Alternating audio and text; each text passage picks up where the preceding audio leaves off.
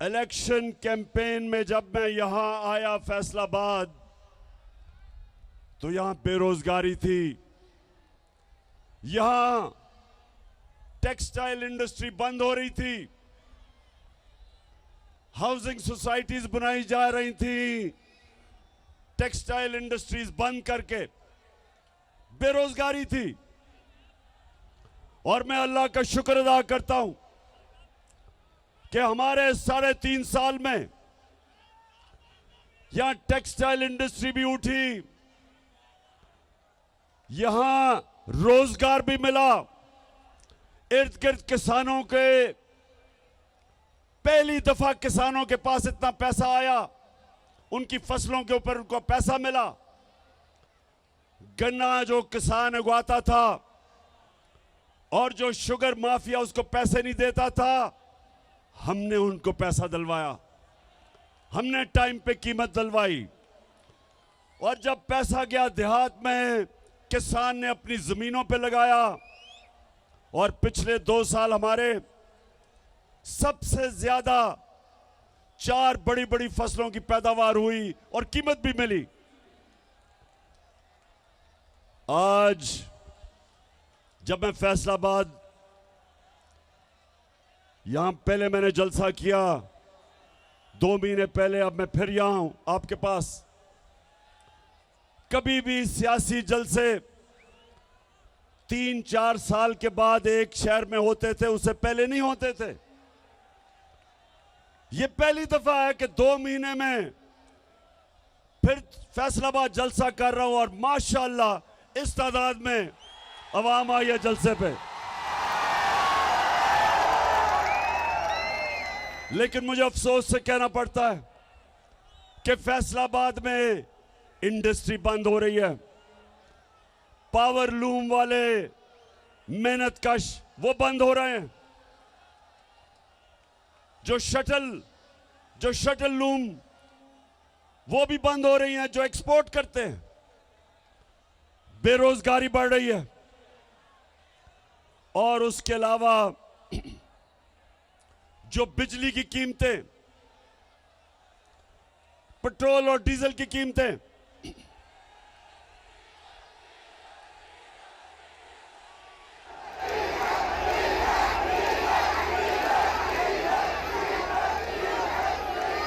चार महीने के अंदर ये जो इंपोर्टेड हुकूमत, जो बैरूनी साजिश के तहत इस कौम के ऊपर मुसल्लत की गई, 4 महीने के अंदर इन्होंने पाकिस्तान का बेड़ा गर्क करके रख दिया। चाहे सनत देखो, चाहे किसानों से पूछो, चाहे अवाम से पूछो, चाहे मजदूरों से पूछो, सारों के हालात बुरे हैं। क्योंकि जो इंपोर्टेड हुकूमत थी वो सिर्फ एक मकसद के लिए आए थे, अपने करप्शन के केस बंद करने के लिए। तो मैं उसके ऊपर बाद में आऊंगा। मैं पहले जो पाकिस्तान में सैलाब आया हुआ है, अल्लाह ने हमें बड़े इम्तिहान में डाला हुआ है। 3 चीजें हमने करनी है आगे से कि अगर इस मुल्क में सैलाब आए तो वो इतनी तबाही ना मचाए। नंबर 1, हमें डैम्स बनानी पड़ेंगी। मैं फख्र से कहता हूं कि 50 साल के बाद हमारी हुकूमत थी जिसने 10 डैमें बनाई, जिसमें 3 बड़ी डैम्स थी 50 साल के बाद। और हमने अभी और डैम्स की फिजिबिलिटीज बनाई हुई थी। और अगर 3-4 साल और मिल जाए हमें, तो कभी भी इस तरह की तबाही, फ्लड्स नहीं मचाएंगे आने वाले वक्त में इंशाअल्लाह। तो सबसे पहले डैम्स बनानी है। नंबर 2, ये जो मौसम की तब्दीली है, इसके लिए जो हमने 10 अरब दरख्त लगाने का हमारा जो प्रोग्राम है, वो एक ही तरीका है कि हम ये जो क्लाइमेट चेंज है, मौसम की तब्दीली है, ये जो मौसम गर्म हो रहा है, एक ही तरीका है इसकी गर्मी कम करने का कि सारी कौम मिलकर आने वाली हमारी नस्लों को बचाने के लिए हम सब मिलकर शजरकारी करें, और इंशाल्लाह वो हमारा दूसरा प्लान है। भी मैं आपको फैसलाबाद अभी बड़ी अच्छी अच्छी वीडियोस भी दिखाने लगा हूं।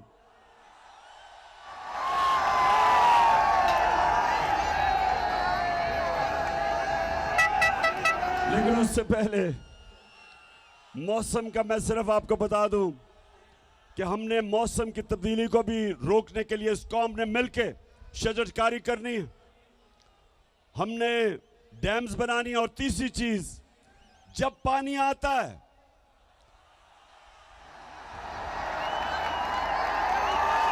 बारिश आता है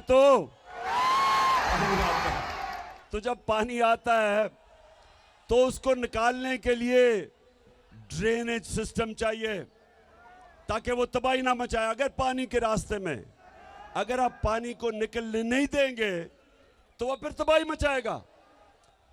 तो इसलिए ये भी अभी हमने ड्रेनेज सिस्टम ठीक करना है, जिस तरह दराए सिंध के साथ राइट बैंक और लेफ्ट बैंक कैनाल है जो बंद हैं, जिनको कब्जे हो गए हैं। कई कराची की तबाही है क्योंकि नालों के ऊपर लोगों ने कब्जे कर लिए हैं। तो इंशाल्लाह ये तीसरी चीज, और चौथी इंशाल्लाह अगले इतवार को मैं फिर से टेलीथॉन करूंगा और खास तौर पे बैरून मुल्क पाकिस्तानियों से इंशाल्लाह अरबों रुपया आपको इकट्ठा करूंगा सैलाब के मुतासरीन के लिए। अच्छा,